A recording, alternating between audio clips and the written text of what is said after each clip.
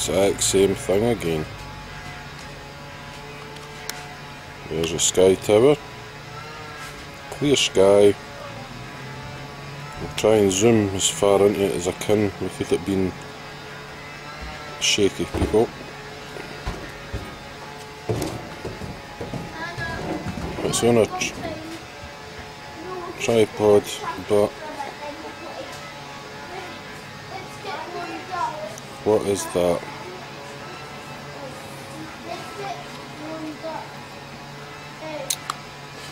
Bloody lost it again.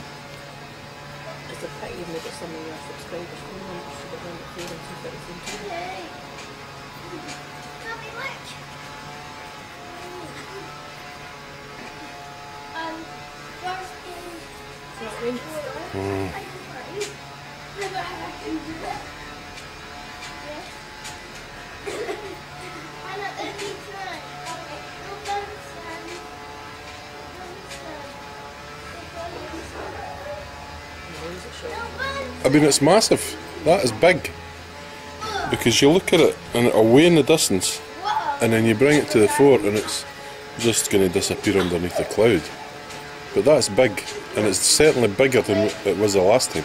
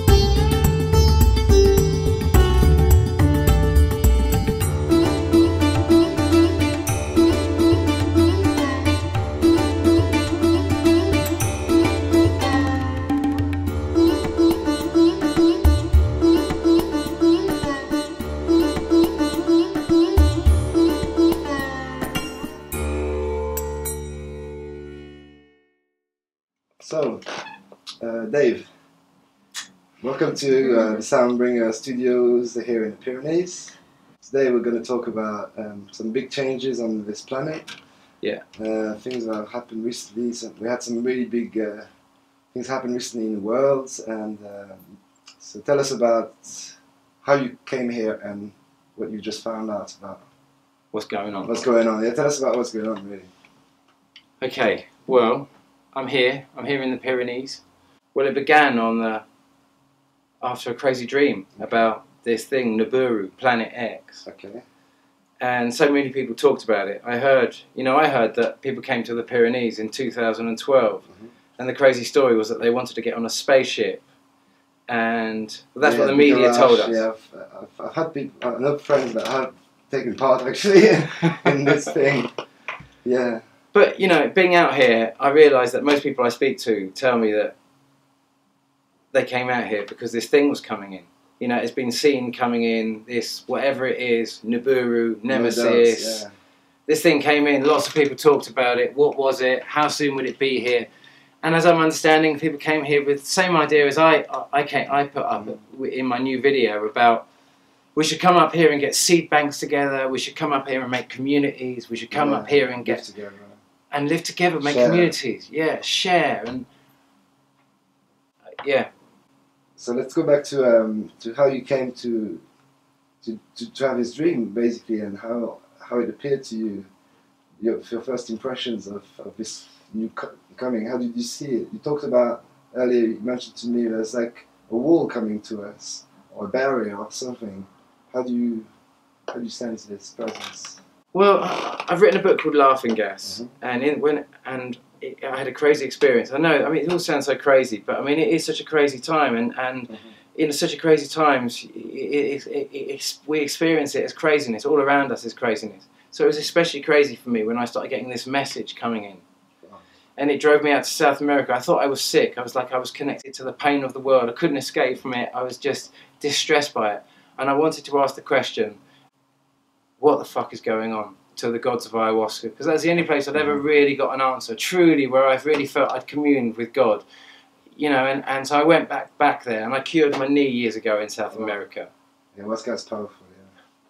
And so I went there and I asked what the fuck's going on. That was the question I put to the gods. Literally that question. I know it's a bit rude, no offence, you know what I mean? But it was just, that was the question I put. And the answer I got was, don't worry about your world. Unprecedented peace will now be waged upon your earth. Wow. And then it told me I was going to write a book, and it told me this whole journey, that it was my pain that brought me there, to that place. And it's as much... There's two sides to this. It's like a double-edged sword, and there's a very beautiful side to that pain. And that beautiful side of the pain is the actions that we take to combat that pain.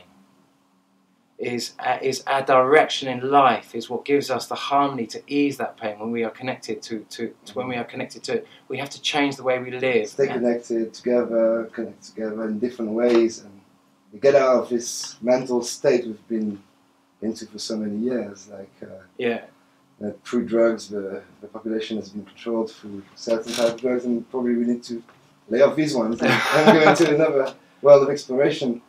Yeah, well, I with some help of the ancients.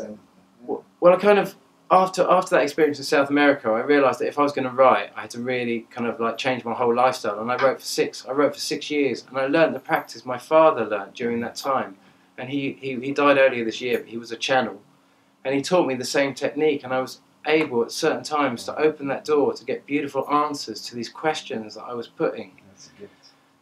It was a beautiful experience, a beautiful time in my life. Writing Laughing Gas was probably the most beautiful experience I've ever had.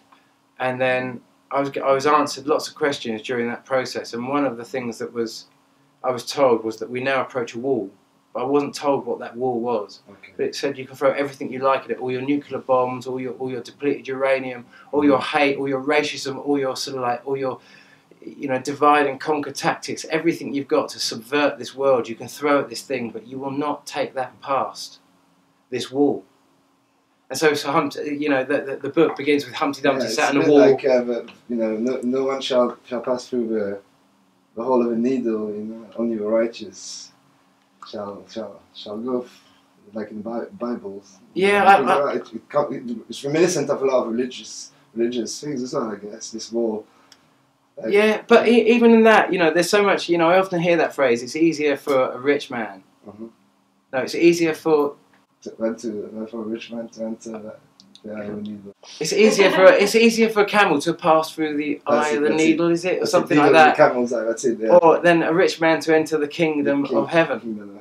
But just by irony, you know, there's a perception in there, because when you think of the Great Wailing Wall that went round Jerusalem. Okay, so there was. I seem to remember there was a great needle, and that needle had a tiny, like a great door, which was the needle, and it had a tiny door. And that tiny door was the eye of the needle. That's it. And to get a camel through the eye of the needle, through this door, the master would have to take its possessions off its back, and then it would drop down onto his knee. Yes, camel. that's it. Yeah. Very easy to get a camel through the eye of a needle, actually. It's very easy. But the thing is that the camel has to carry its master's possessions across the desert. So it's like, take as much as you like. just remember, when you pass through, you can't take it with you. It with you. Use it while you're on this earth. Make the most of everything now. You know what I mean? Because none of that shit you can take with you. It's all tools. It's all tools to achieve a specific goal. But the dream. Okay, I'm going to tell you the crazy dream. Tell us about your dream. The dream was I'd never understood what the wall was. I was just told that we approach this wall and that that's it, and we throw everything you like at it. Unprecedented peace is going to be waged on this earth, whether we like it or not. It's a wall. Never knew what the wall was. And then I got a message. My mother's also a channel, and she gave me a message about 4 years ago saying that I was going to get a message. Okay, she warned you. So she kind of told me or warned me. It wasn't so much of a warning. It was just like something's going to come your way. And it said I would have to act on it. I would not be able to think on it. I wouldn't be able to ask anyone else what to do. I would just have to act. And I would have to make decisions. And upon those decisions, the entire opportunity of my existence here on this plane balances on that. It's my chance to see who I am. Not what I want to be, not what I hope to be, not what I could be, not what I might be. But whatever I do and whatever I don't do, that is the imprint that will be left. Whether I procrastinate and hope that I might take action or do something, whatever I do, it has to live in a doing, not a wanting, not a hoping. So it was a really you can imagine, it was just like, oh my God, what is it going to be? You know what I mean? No! Pressure! Under pressure. And so anyway, then I got this big gig at Glastonbury this year, doing this. And you're a sound man, so you'll appreciate this as well. Doing this. Glastonbury once as well. Well, doing this gig in Shangri-La, doing this venue called the House of Commons, which was all about the House of Lords ruling over the House of Commons via secrets of a sexual nature. The House of Commons. Come on. And just before I did this, everything was looking really, really cool, and it was all happy. And it's going to be Dave's perfect hour, and it was all going to be great. And I'm a satirical politician in England, I suppose, and with my birthday party and all the rest of it. And then I have this dream, and it blows everything apart. And in this dream, I'm being chased. I lived on this site just outside of Glastonbury. I had my caravan on this site just out of Glastonbury. Perfect. I've been writing there for the last 4 years. Okay. I'm being chased down this grass track behind where I used to live in Glastonbury, and I'm running as fast as I can. It's pitch black. Oh, sounds like a Hitchcock, yeah. And I can see the outline of their faces, and they look terrifying. They look utterly terrifying. They look demonic, crazed, like they don't just want to kill me, they want to tear me into a million pieces. I was just like running, it was so real. It was so fantastically real. And then I see a friend of mine, a really, really good friend of mine who sells pizzas. And he does puppet shows, and he gets me into festivals, help me get into festivals, selling books, as long as I need his bread for his pizzas and his puppet shows. Anyway, he turns up in my dream, and he always gives me an apron when I'm working, making these pizzas. He always gives me an apron, and he just turns up, and I'm like, God, what's going on? What's going on? And he said, Dave, take this, and he gives me this bundle. It's an apron. I just suddenly feel very relaxed wearing this apron, and I look at him, and you would have thought my biggest concern would have been the soldiers running after me with their crazed faces. But actually, I find myself asking him, what's going on? Why is the light gone out? Where's the sun? And he just looks at me with this expression that is just utterly quite grave, but quite like he wants to tell me something really quite nothing important.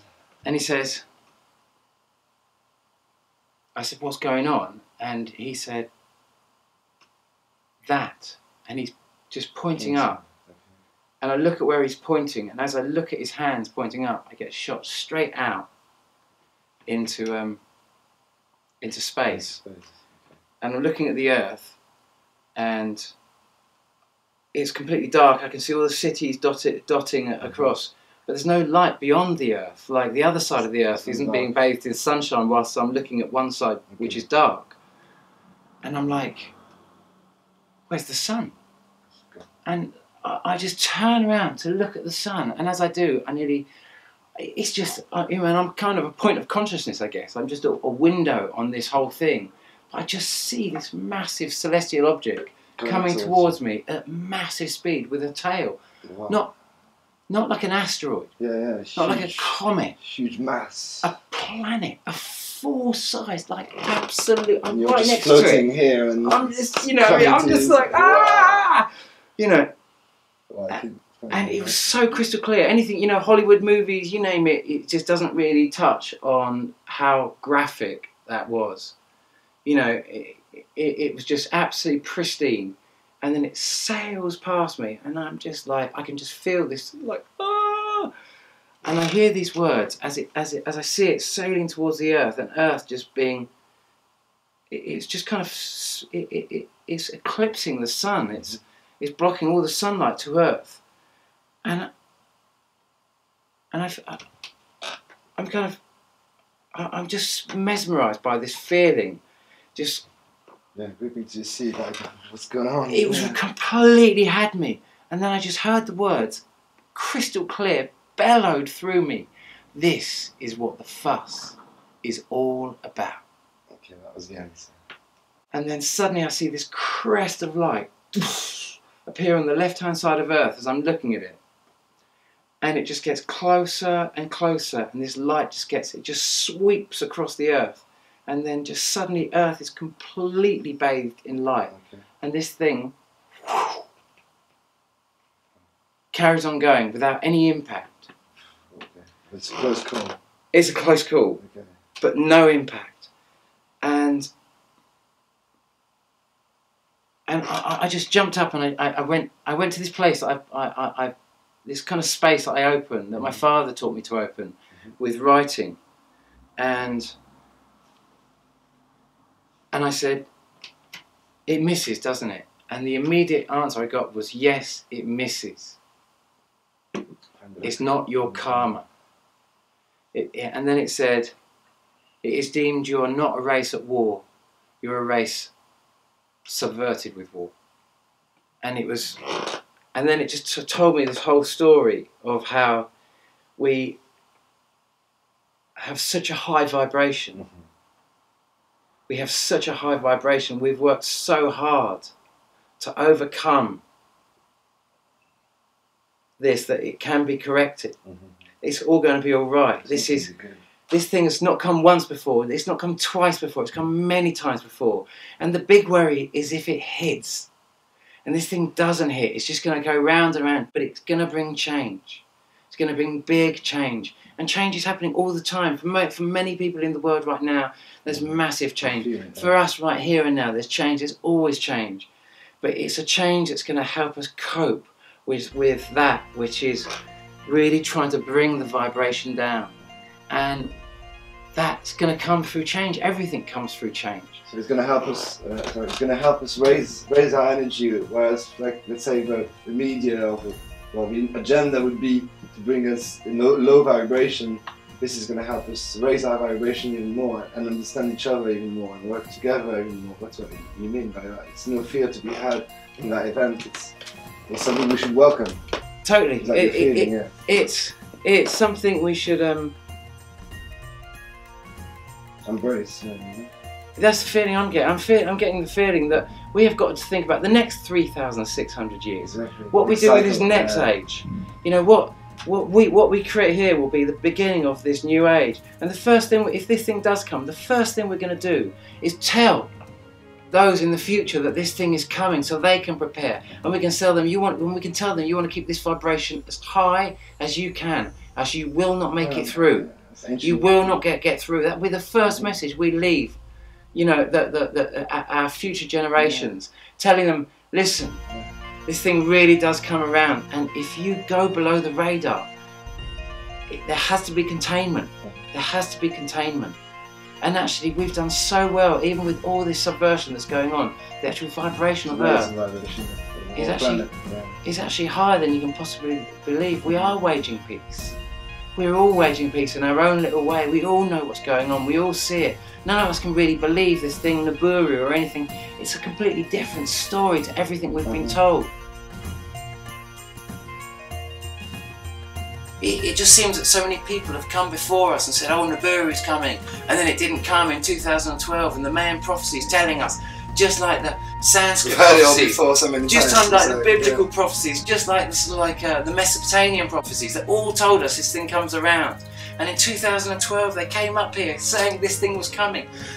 Now we get the earthquakes, the volcanoes, the sinkholes, the raising of the sea temperature. 500 earthquakes in the last 2 weeks. You know, this thing is getting...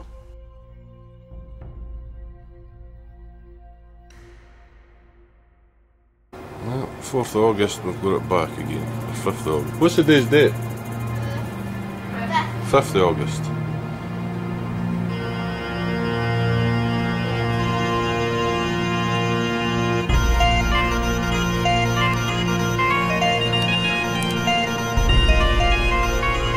Same thing, 2 tails.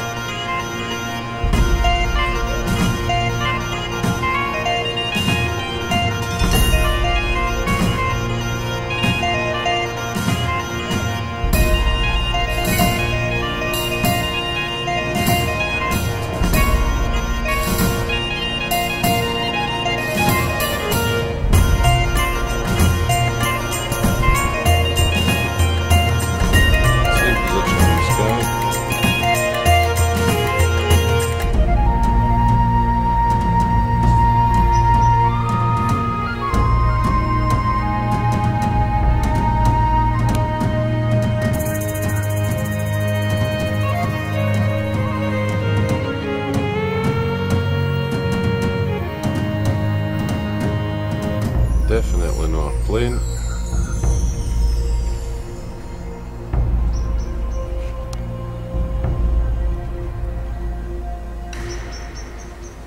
There's a sky tower.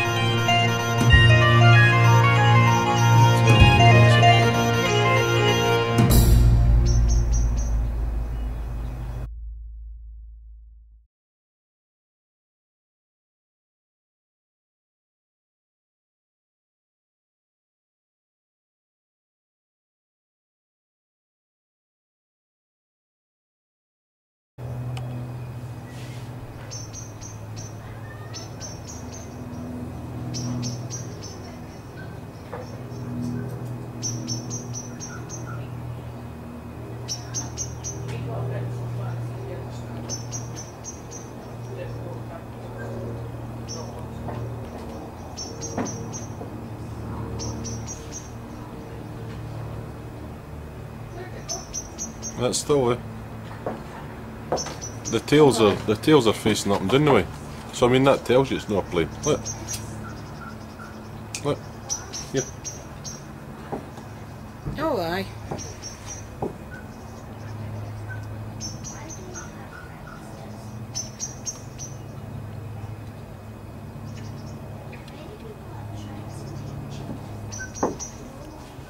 Tell Hannah I'm recording.